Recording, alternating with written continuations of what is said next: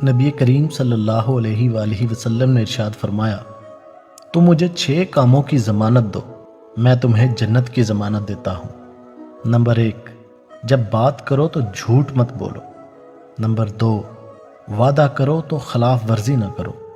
Number 3، جب کسی کو امین بنایا جائے تو خیانت نہ کرے۔ نمبر 4، اپنی نگاہیں جھکا کر رکھو۔ نمبر 5، اپنا کردار پاکیزہ رکھو۔ نمبر 6، اپنے ہاتھ کنٹرول میں رکھو۔ حضرت شیخ عبد القادر جیلانی فرماتے ہیں کہ انسان جس شخص سے سب سے زیادہ محبت کرتا ہے، اللہ اس کو اسی کے ہاتھوں توڑتا ہے۔ میں نے ماں سے پوچھا، کب تک اپنے کاندھے پر سر رکھنے دیں گی؟ ماں مسکرائی اور کہا، جب تک لوگ مجھے اپنے کندھوں پر نہ اٹھا لیں۔ رسول اللہ صلی اللہ علیہ وآلہ وسلم نے ارشاد فرمایا، اگر تمہیں کوئی چیز نیچے گری ہوئی ملے تو 1 سال تک اس کا اعلان کرتے رہو۔ اگر اس کا مالک مل جائے تو ٹھیک ہے، ورنہ اسے اپنے مال میں شامل کر لو۔ مجھے لوگوں نے اپنے رویوں سے سمجھایا کہ وقت ہمیشہ ایک جیسا نہیں رہتا، چاہتوں میں شدت عمر بھر نہیں رہتی، کسی کے لیے ہم عمر بھر تجسس کا پہلو بن کر نہیں رہتے، اور کوئی ہر وقت ہمارے لیے منتظر نہیں رہتا، کسی کے دل میں ساری عمر ہمارا وہی مقام نہیں رہتا، ہم تمام عمر اہم نہیں رہتے، وقت بدل جاتا ہے۔ لوگوں نے مجھے سمجھایا کہ لوگ واقعی بدل جاتے ہیں۔ حضرت علی رضی اللہ تعالی عنہ نے فرمایا، کچھ رشتے اللہ خود ختم کرتا ہے تاکہ ہماری زندگی خراب نہ ہو سکے، بے شک وہ جو بھی کرتا ہے بہتر کرتا ہے۔ اگر کوشش کے باوجود آپ اپنی منزل پہ پہنچ نہیں پا رہے تو پیچھے مڑ کر ضرور دیکھیں کہ کہیں کوئی آپ کی وجہ سے کچلا تو نہیں گیا۔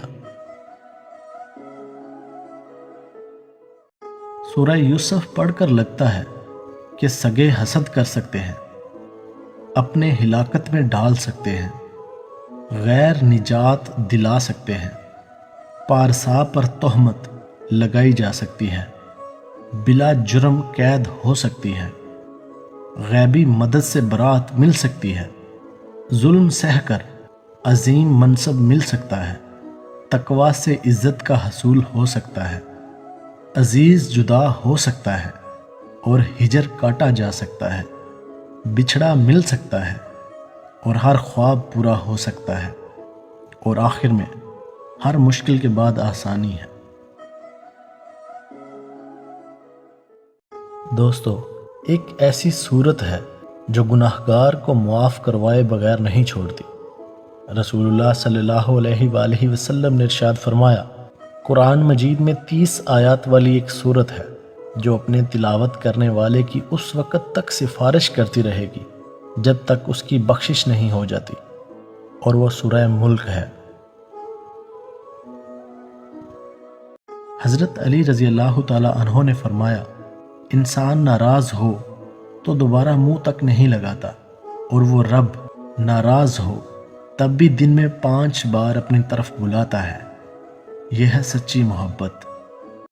دل کی دنیا کو سمجھنے والا اللہ کے سوا کوئی نہیں ہوتا، جو جان لیتا ہے اندر کی سرگوشیاں، اداسیاں، ویرانیاں، اور یہ سب جاننے والا آپ کا بہترین دوست ہوا کرتا ہے، جس کے پاس جانے سے وہ ہماری ڈھیروں باتیں سننے سے وہ تنگ نہیں ہوتا، بلکہ سب سنتا ہے۔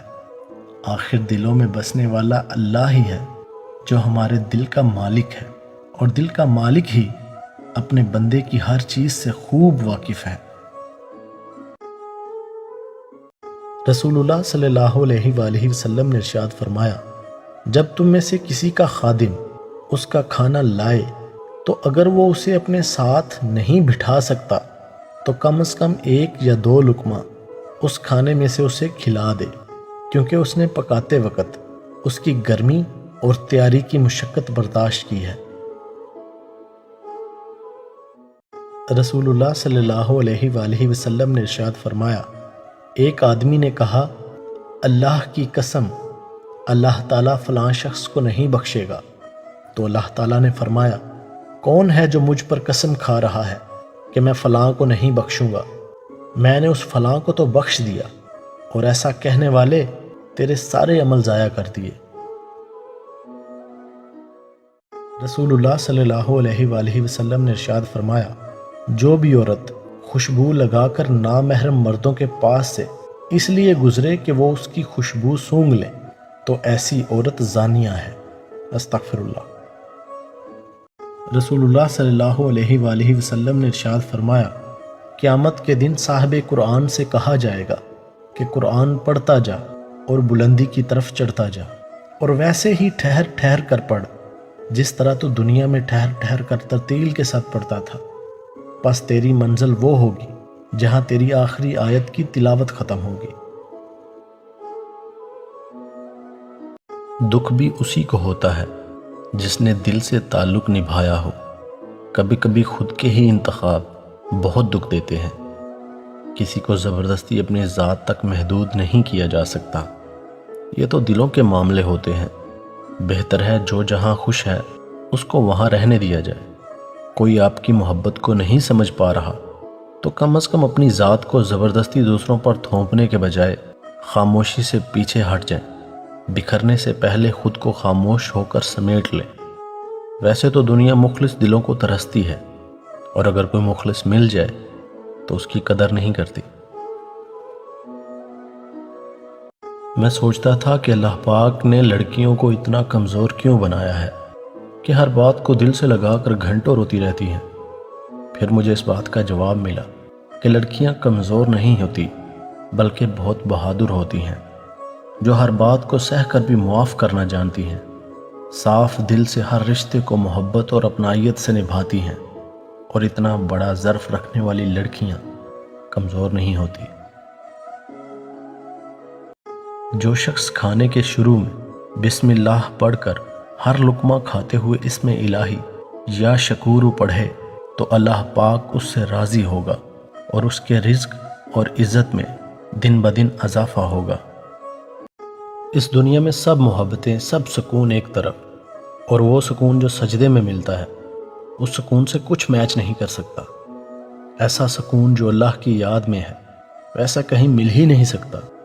بس اس ذات کو دل سے محسوس کرنے کی بات ہے کہ راستے ملنا شروع ہو جائیں گے۔ جب ہم اللہ کو یاد کرتے ہیں اپنے الجھے لمحوں میں تو وہ ہمیں برے لمحوں میں کبھی نہیں چھوڑتا۔ تو جب بھی لگے کہ شاید وہ نہیں سن رہا تو اس آیت کو ضرور یاد رکھیں، فَاذْكُرُونِي أَذْكُرُكُمْ وَاشْكُرُوا لِي وَلَا تَكْفُرُونِ۔ بس تم میرا ذکر کرو، میں بھی تمہیں یاد کروں گا، اور میری شکر گزاری کرو اور ناشکری سے بچو۔ اے میرے رب، میری وفات سے پہلے میری اصلاح کر دینا اور میرا بہترین اہتمام کرنا، اور مجھے موت دینا اس حال میں کہ تم مجھ سے بے پناہ راضی ہو، اور میرے جانے کے بعد کسی کو میرا مسخر کر دینا جو میرے لیے دعا گو رہے۔ آمین یا رب العالمین۔ میں چاہتا ہوں کہ اللہ میرے نصیب میں ایسا ہم سفر لکھ دے، مجھے ایسا ہم سفر عطا کرے جو مجھ سے بھی زیادہ اللہ سے محبت کرتا ہو، جو مجھے اللہ کی راہ سے غافل نہ ہونے دے۔ ہاں، میں چاہتا ہوں کہ میرا ہم سفر مجھ سے بھی زیادہ اللہ کے قریب ہو، تاکہ جب جب میں اسے دیکھوں مجھے اللہ کی یاد آئے، جب جب میں اس سے بات کروں میرے دل میں مزید اللہ کی محبت پیدا ہو جائے۔ اور میں بس اتنا مقام چاہتا ہوں کہ میرا رب اپنے فرشتوں سے مسکرا کر کہے کہ یہ وہ ہے جسے ہر مشکل سے نکال کر میں نے اپنی محبت کے راستے پر چلایا ہے۔ اصل قربانی تو باپ بیٹے کی گفتگو تھی، دمبا کی قربانی تو اس کا فدیہ تھا۔ افسوس افسوس کہ ہمیں دمبا یاد رہا، گفتگو یاد نہ رہی۔ رسول اللہ صلی اللہ علیہ وآلہ وسلم نے ارشاد فرمایا قربانی کے دن خون بہانے سے بڑھ کر کوئی ایسا عمل نہیں ہے جو اللہ تعالیٰ کی بارگاہ میں قرب کا باعث ہو قیامت کے دن قربانی کا جانور اپنے کھروں، بالوں اور سینگوں سمیت آئے گا، اور جانور کا خون زمین پر گرنے سے پہلے اس کی قربانی اللہ تعالیٰ کی بارگاہ میں قبول کر لی جاتی ہے، اس لیے خوش دلی کے ساتھ قربانی کیا کرو۔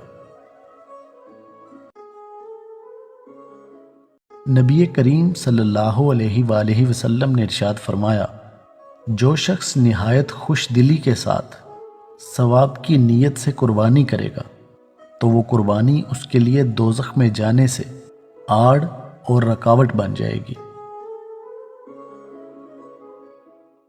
نبی کریم صلی اللہ علیہ وآلہ وسلم نے ارشاد فرمایا، جو شخص کسی غیب کی خبر سنانے والے یعنی نجومی، کاہن، جیوتشی یا غیب گو کے پاس جائے اور اس سے کسی چیز کے بارے میں پوچھے تو 40 دنوں تک اس کی نماز قبول نہیں ہوگی۔ حضرت عطا بن یسار رضی اللہ تعالی عنہ نے حضرت ایوب انصاری سے پوچھا کہ رسول اللہ صلی اللہ علیہ وآلہ وسلم کے زمانے میں آپ لوگوں کی قربانیاں کیسے ہوتی تھیں؟ تو انہوں نے کہا کہ اس زمانے میں آدمی اپنے اور اپنے گھر والوں کی طرف سے ایک بکری قربانی کرتا تھا تو اسے سارے گھر والے کھاتے اور لوگوں کو بھی کھلاتے تھے۔ حضرت عبداللہ بن عمر رضی اللہ تعالی عنہ سے روایت ہے کہ رسول اللہ صلی اللہ علیہ وآلہ وسلم نے ہجرت کے بعد مدینہ طیبہ میں 10 سال قیام فرمایا اور آپ صلی اللہ علیہ وآلہ وسلم ہر سال قربانی کرتے تھے۔ رسول اللہ صلی اللہ علیہ وآلہ وسلم نے فرمایا، یہ دل زنگ آلود ہو جاتے ہیں جس طرح لوہا پانی لگنے سے زنگ آلود ہو جاتا ہے۔ تو عرض کیا گیا، اے اللہ کے رسول صلی اللہ علیہ وآلہ وسلم، ان کی چمک کس طرح واپس آتی ہے؟ تو آپ صلی اللہ علیہ وآلہ وسلم نے فرمایا، موت کو کثرت سے یاد کرنے سے اور قرآن کی تلاوت کرنے سے۔ دعاؤں سے فوراً معجزے نہیں ہو جایا کرتے، دعائیں آہستہ آہستہ تمہارے لیے اسباب بناتی ہیں اور پھر تمہیں اس مقام تک لے کر جاتی ہیں جہاں معجزے ہونے ہوتے ہیں، جہاں تمہارے یقین کے سامنے تمہارا نصیب بھی گھٹنے ٹیک دیتا ہے اور اللہ کن فرما دیتا ہے۔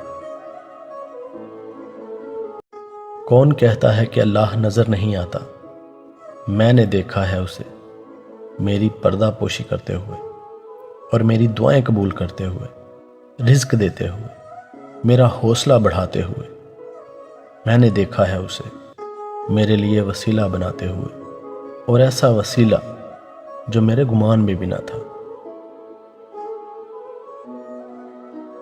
میں ہمیشہ خوش رہتا ہوں۔ اب اس کا یہ مطلب تو نہیں کہ میری زندگی میں غم نہیں ہے، بس میں نے سمجھ لیا ہے کہ میری زندگی کا فیصلہ وہ کرتا ہے جو کائنات چلا رہا ہے۔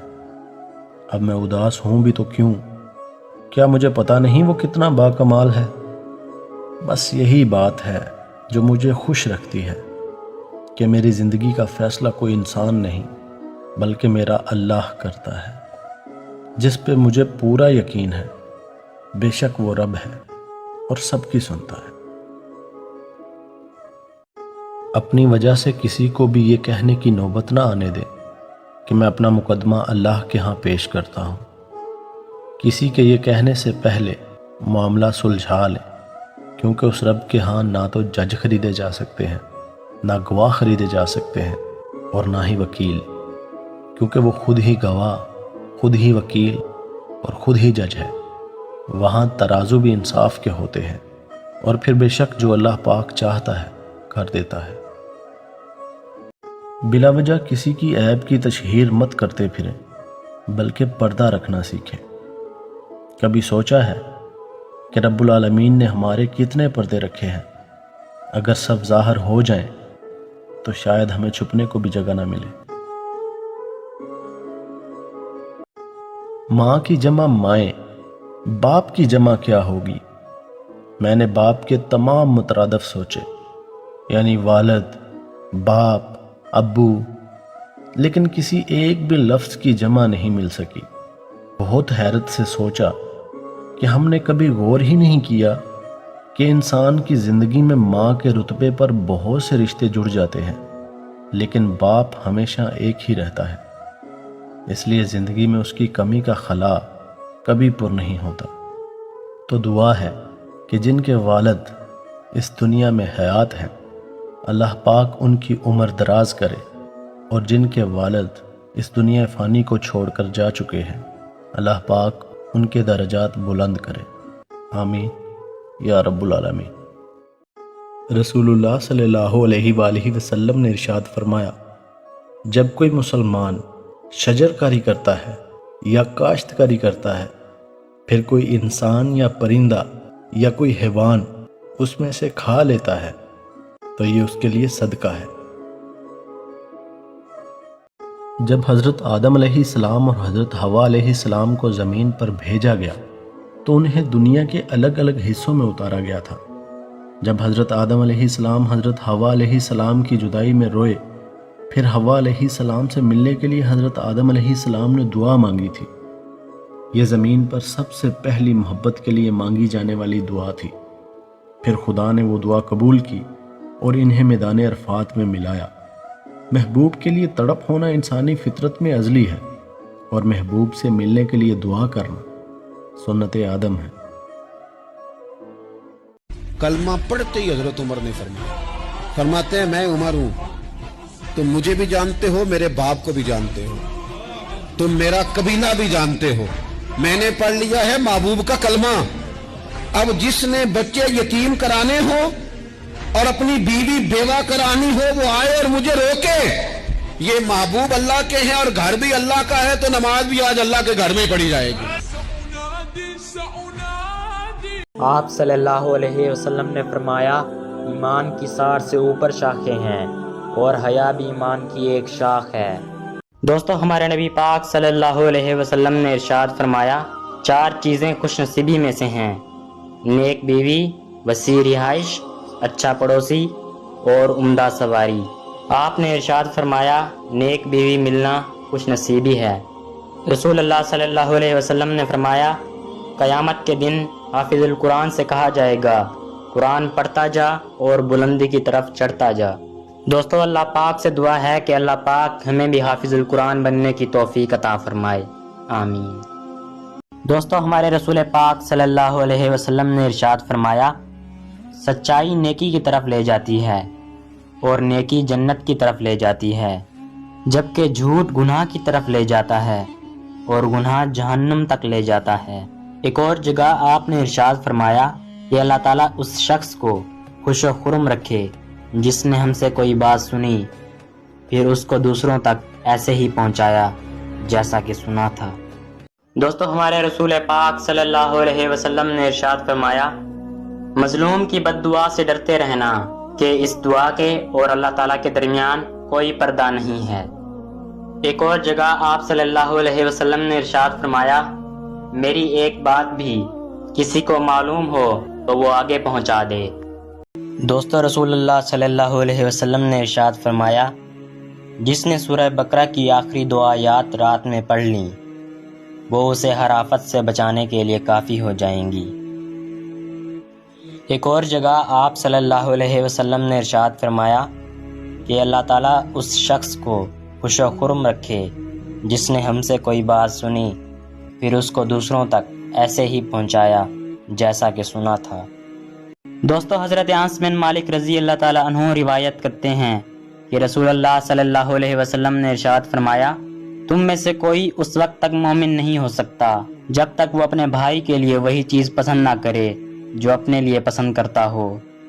ایک اور جگہ آپ صلی اللہ علیہ وسلم نے ارشاد فرمایا کہ اللہ تعالیٰ اس شخص کو خوش و خرم رکھے جس نے ہم سے کوئی بات سنی، پھر اس کو دوسروں تک ایسے ہی پہنچایا جیسا کہ سنا تھا۔ دوستو، ہمارے نبی پاک صلی اللہ علیہ وسلم کی 3 مختصر لیکن خوبصورت احادیث۔ ہمارے نبی پاک صلی اللہ علیہ وسلم کا ارشاد ہے کہ فرض نماز کے سوا آدمی کی بہترین نفل نماز وہ ہے جو گھر میں بیٹھ کر پڑھی جائے۔ آپ صلی اللہ علیہ وسلم نے ارشاد فرمایا کہ بیٹیوں کو ناپسند نہ کیا کرو، یہ تو بڑی محبت کرنے والی اور بہت ہی قدر کے لائق ہیں۔ آپ صلی اللہ علیہ وسلم نے ارشاد فرمایا کہ قیامت اس حال میں قائم ہو جائے گی کہ ایک شخص لقمہ کھانے کے لیے اٹھائے گا اور وہ شخص کھا نہیں پائے گا۔ دوستو، ہمارے نبی پاک صلی اللہ علیہ وسلم معراج پر تھے اور آپ صلی اللہ علیہ وسلم اللہ سے بات کر رہے تھے کہ یا اللہ، آپ نے حضرت ابراہیم علیہ السلام کو خلیل اللہ بنایا، حضرت موسیٰ علیہ السلام کو کلیم اللہ بنایا، حضرت داؤد علیہ السلام کے لیے لوہے کو نرم کر دیا، حضرت سلیمان علیہ السلام کے لیے آپ نے ہوا کو تابع کر دیا، حضرت عیسیٰ علیہ السلام کو مردہ زندہ کرنے کا معجزہ دیا، میرے لیے کیا ہے؟ تو اللہ تعالیٰ نے ارشاد فرمایا کہ اے میرے محبوب، میں نے آپ کو وہ دیا جو میں نے کسی کو نہیں دیا۔ تو نبی پاک صلی اللہ علیہ وسلم نے پوچھا کہ یا اللہ وہ کیا ہے؟ تو اللہ تعالیٰ نے ارشاد فرمایا کہ میں نے اپنا نام آپ کے نام کے ساتھ اکٹھا کر دیا، جو قیامت کے دھماکے سے بھی الگ نہیں ہوگا، یعنی لا الہ الا اللہ محمد رسول اللہ۔ دوستو، ہمارے رسول پاک صلی اللہ علیہ وسلم نے ارشاد فرمایا بروز قیامت قربانی کا جانور اپنے خون اور گوشت کے ساتھ لایا جائے گا اور 70 گنا اضافے کے ساتھ تمہارے میزان میں رکھا جائے گا۔ ایک اور جگہ آپ صلی اللہ علیہ وسلم نے ارشاد فرمایا کہ اللہ تعالیٰ اس شخص کو خوش و خرم رکھے جس نے ہم سے کوئی بات سنی پھر اس کو دوسروں تک ایسے ہی پہنچایا جیسا کہ سنا تھا۔ طوفان نوح گزر جانے کے بعد جب حضرت نوح علیہ السلام کی کشتی جودی پہاڑ پر پہنچ گئی تو حضرت نوح علیہ السلام نے روئے زمین کی خبر لانے کے لیے کوے کو بھیجا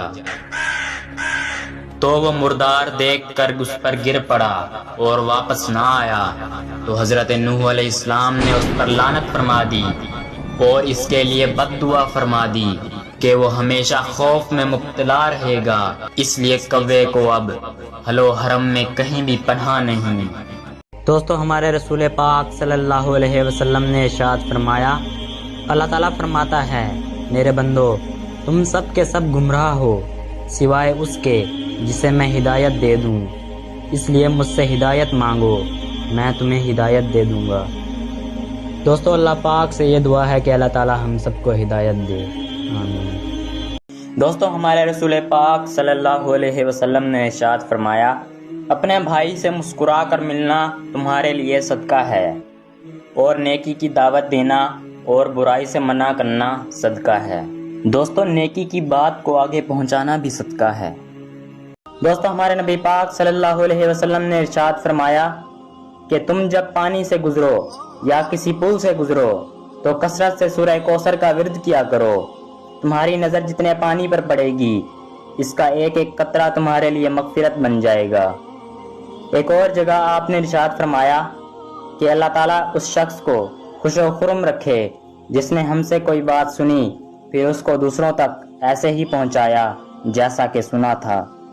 دوستو، ہمارے رسول پاک صلی اللہ علیہ وسلم نے ارشاد فرمایا جو شخص اپنے گھر سے وضو کر کے فرض نماز کے لیے مسجد کی طرف نکلتا ہے تو اس کا اجر و ثواب احرام باندھنے والے حاجی کی طرح ہے۔ ایک مرتبہ آپ صلی اللہ علیہ وسلم نے حضرت جبرائیل علیہ السلام سے پوچھا کہ اے جبریل، تمہاری عمر کتنی ہے؟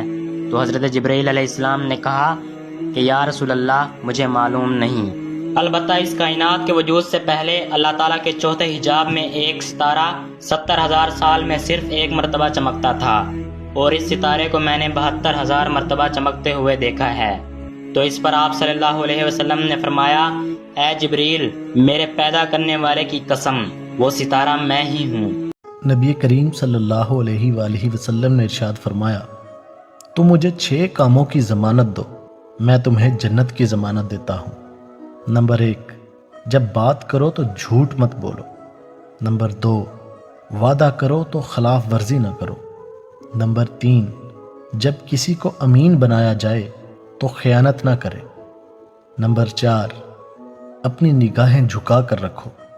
نمبر 5، اپنا کردار پاکیزہ رکھو۔ نمبر 6، اپنے ہاتھ کنٹرول میں رکھو۔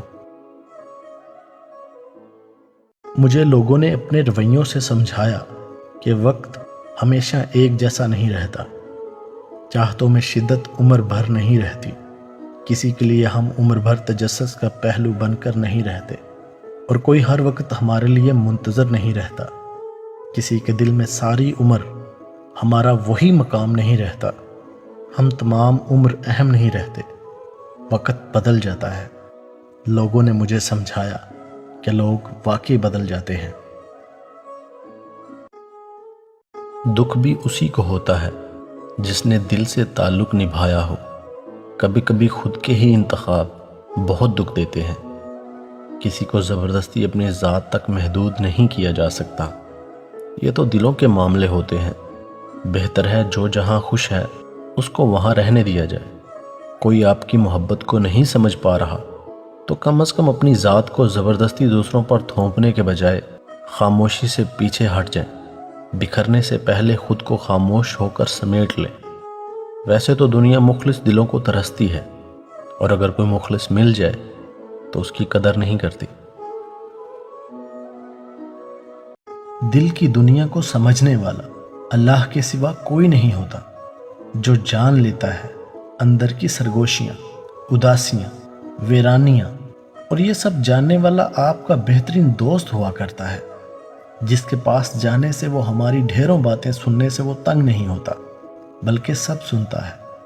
آخر دلوں میں بسنے والا اللہ ہی ہے جو ہمارے دل کا مالک ہے، اور دل کا مالک ہی اپنے بندے کی ہر چیز سے خوب واقف ہے۔